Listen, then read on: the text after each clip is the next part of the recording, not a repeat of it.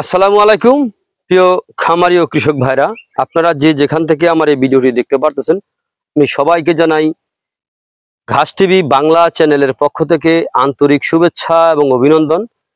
এই যে আমার সামনে যে ঘাসটা আপনারা দেখতে পারতেছেন, এই ঘাসটার নাম হচ্ছে ইন্দোনেশিয়ান স্মার্ট নেপিয়ার ঘাস। এই ঘাসটা যে কোনো মৌসুমে আপনি রোপণ করতে পারেন অথবা যে কোনো মাটিতেও আপনি ঘাসটা রোপণ করতে পারেন। এটা হচ্ছে পাতাযুক্ত নরম রসালো স্বাদযুক্ত ঘাস, ইন্দোনেশিয়ান স্মার্ট নেপিয়ার ঘাস। এই ইন্দোনেশিয়ান স্মার্ট নেপিয়ার ঘাসে পাতা অনেক বেশি, এই ঘাসটা নরম, এই ঘাসটা শক্ত হয় না।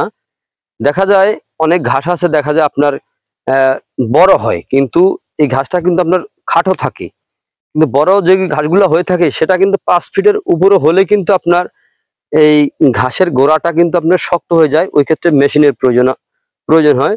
যাদের মেশিন আছে তারা আপনার দেখা যায় এই ইন্দোনেশিয়ান স্মার্ট নেপিয়ার ঘাসের পাশাপাশি দেখা যায় তাইওয়ান হাইব্রিড অথবা জারা ওয়ান হাইব্রিড ঘাস, এই দুটা ঘাস রোপণ করতে পারেন। আর দেখা যায় যাদের মেশিন নাই অথবা দুই একটি গরু ছাগল পালন করেন, তাদের জন্য আমি বলতেছি তারা সবচেয়ে ভালো হয় দেখা যায় এই ইন্দোনেশিয়ান স্মার্ট নেপিয়ার ঘাসটা রোপণ করলে। দেখেন ইন্দোনেশিয়ান স্মার্ট নেপিয়ার ঘাসে পাতা হয়, প্রচুর পরিমাণে পাতা হয়। এই ঘাসটা নরম থাকে, এই ঘাসটা শক্ত হয় না। এই জমিটা দেখতে পাচ্ছেন কত সুন্দরভাবে হয়ে আছে এই ঘাসগুলা। এই ঘাসটা যদি আপনার দেখা যায় যখন মন চায় তখনই কিন্তু আপনি রোপণ করতে পারেন। দেখা যায় আপনার এঁটেল মাটি, বেলে মাটি, দোআঁশ মাটি, যে কোনো মাটিতে রোপণ করতে পারেন অথবা যে কোনো মৌসুমে রোপণ করতে পারেন।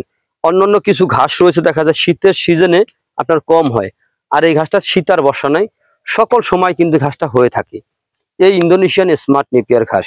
তো আমি বলবো আপনারা যদি আমার চ্যানেল নতুন হয়ে থাকেন তাহলে আমার চ্যানেলটিকে অবশ্যই সাবস্ক্রাইব করবেন।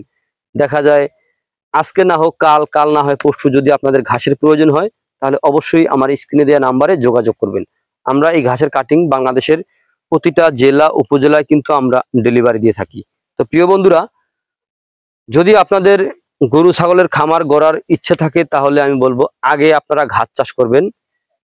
যে ঘাসের চাষ করেন না কেন একটু ভালো জাতের ঘাস চাষ করবেন, তাহলে কিন্তু আপনারা খুব সহজে লাভবান হতে পারবেন। ঘাস ছাড়া কখনোই গরু ছাগল পালন করবেন না।